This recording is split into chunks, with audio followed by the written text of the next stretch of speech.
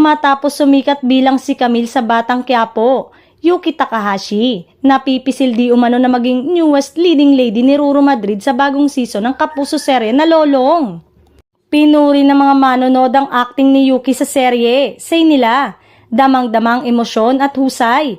Mabigyan pa siya sana ng proyekto teleserye. Ang galing ni na Yuki, sana mabigyan pansin kasi ganito yung pang lead roles.